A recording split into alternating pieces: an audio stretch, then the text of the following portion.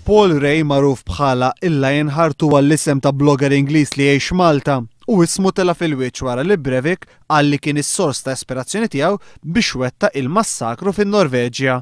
Akkużi li weġġawh jgħid Ray ma' One News.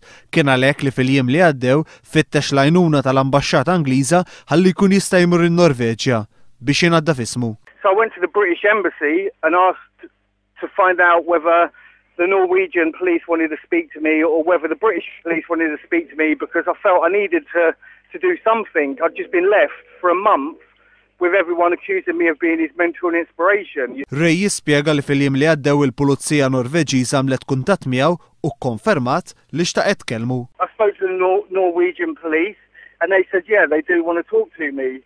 So I said, okay, I'll come and talk to you. Fin-Norveġja Ray qal li ser ikun waħdu għax ma jħoss li għandu bżonn ikun assistit minn ħadd.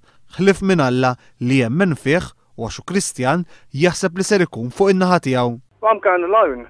You're going alone? Yeah, I'm a Christian. I believe God is on my side. Il-ġimgħa dawk li salvaw mill-massakru ta' Breivik żaru lill-gżira ta' Utøya, gżira li swet il-ħajja ta' kważi 70 żagħżugħ. Dawn ser ikunu segwiti minn kważi 1500 persuna li huwa stmat li ser imorru fuq din il-gżira matul tmiem il-ġimgħa biex isellmu il-memorja tal-vittmi. Paul Ray qal li mhux ser ikun wieħed minnhom għax ma jħoss li għandu jmur hemm. I don't want to go there. It's got nothing to do with me.